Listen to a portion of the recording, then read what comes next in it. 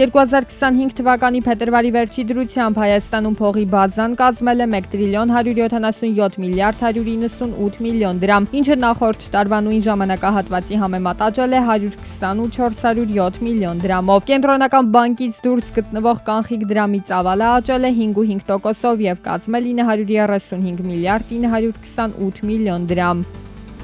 Առաջիկա ամիսներին էկոնոմիկայի նախարարությունը հանդես կգա կոնկրետ օրենսդրական առաջարկներով կապված քաղաքացիների ապահովագրության համակարգում փոփոխությունների հետ։ Որոշ քաղաքացիներ, հատկապես մասնավոր բժշկական ապահովագրություն ունեցողները, որոնք աշխատում են խոշոր կորպորացիաներում կամ բուժհաստատություններում, կանգնած են 50,000 դրամ գումարի մի մասը վերադարձնելու խնդրի առաջ։ Խոսքը 7-8 ապահովագրական ընկերությունների եւ մոտ 200,000 շահառուի մասին է։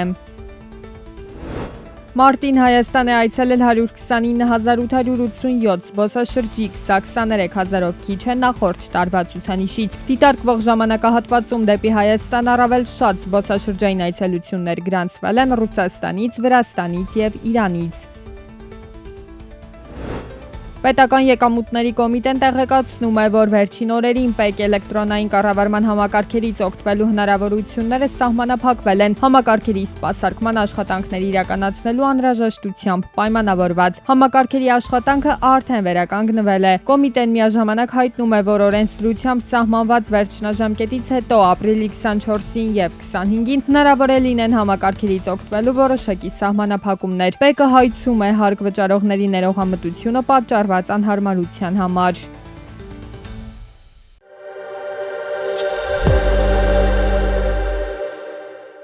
Միացյալ Նահանգների նախագահ Դոնալդ Թրամփը 1 տարով երկարաձգել է 2022 թվականի ապրիլի 21-ին ընդունած որոշման գործողության ժամկետը, պահպանելով Ռուսաստանին առնչվող նավերի ամերիկյան նավահանգիստներ մուտք գործելու արգելքը։ Ամերիկայի Միացյալ Նահանգների առաջնորդի խոսքով Ռուսաստանի Դաշնության կառավարության քաղաքականությունն ու գործողությունները շարունակում են արտակարգ իրավիճակ ստեղծել։ Եվրոգոտում սպառողական գները մարտին տարեկան կտրվածքով աճել են 2.2%-ով։ Սա 11 ամսվա ընթացքում ամենազգալի աճն է, արդյունքը համընկել է նախապես հայտարարված տվյալների հետ։ Գլոբալ անորոշության պայմաններում ոսկին առաջին անգամ թանկացել է $3,300-ով։ Վերլուծաբանները կարծում են, որ ոսկու շուկայում աճը կշարունակվի թանկարժեք մետաղի բարձր պահանջարկի պատճառով, ինչպես կենտրոնական բանկերի, այնպես էլ մասնավոր ներդրողների կողմից։ Աշխարհում գինու սպառման եւ արտադրության ծավալները 2024 թվականին նվազել են եւ հասել ամենացածր մակարդակի ավելի քան 60 տարվա ընթացքում։ Գինու համաշխարհային սպառումը գնահատվել է 214 միլիոն լիտր։ Խաղողի այգիների տարածքը նվազել է արդեն 4-րդ տարին անընդմեջ եւ կազմել 7.1 միլիոն հեկտար։ Սա հիմնականում պայմանավորված է անկանխատեսելի եղանակային պայմաններով, ինչպես հյուսիսային, այնպես էլ հարավային կիսագնդերում։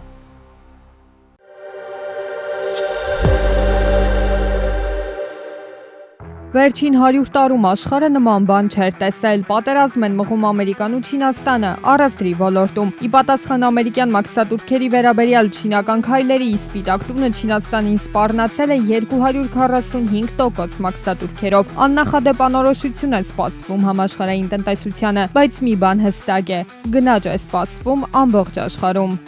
Տնտեսական ճգնաժամի հավանականությունը մեծանալու է։ Այս անորոշությունը պրոբլեմատիկ է բիզնեսի համար։ Կարևոր է հասկանալ, թե փաստացի բանակցությունները ինչ արդյունքի կբերեն։ Իսկ ինչպես է պարզաբանում իր որոշումը Թրամփը, ասում է Միացյալ Նահանգների տնտեսության մեջ դեֆիցիտ կա, ներմուծումը շատ է, արտահանումը քիչ։ Մաքսատուրքերի միջոցով էլ փորձում է ստիպել բիզնեսի հսկաներին իրենց արտադրությունները տեղափոխել նահանգներ։ 0% մաքսատուրք եք ուզում, եկեք Ամերիկա։ Վստահ է, իր երկիրը այդքան ուժ եւ հնարավորություններ ունի, որ ամբողջ աշխարհի հետ նման դիրքերից խոսի։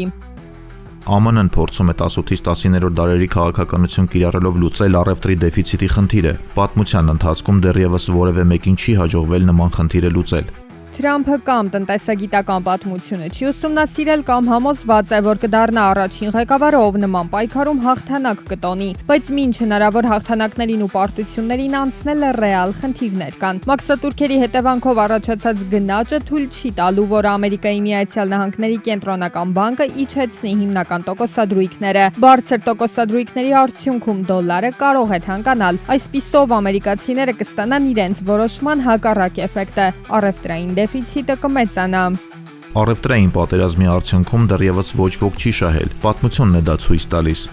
Եթե մաքսատուրքերը դառնում են երկարաժամկետ գործիք, ապա խոշոր ընկերությունները կարող են ստիպված լինել վերաձևել մատակարարման իրենց ցանցերը, բարձրացնելով արտադրական ծախսերը։ Միջազգային բիզնես ցանցը փոխվում է, ինչը հանգեցնում է նոր տնտեսական իրականության, պակաս արդյունավետ, ավելի ծախսատար։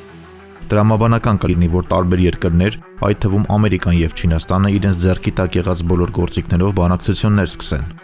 Քանի այդ բանակցությունները չեն սկսվել, անորոշությունը շարունակում է օդում կախված մնալ։ Իրադարձություններն էլ զարգանում են ամեն ժամ։ Տնտեսական նման գլոբալ փոփոխությունների ընթացքում Հայաստանը պետք է ուշադիր հետևի համաշխարհային շուկաների զարգացումներին, փորձելով դիվերսիֆիկացնել իր տնտեսական կապերը, նվազեցնելու համար գլոբալ ցնցումների ազդեցությունը։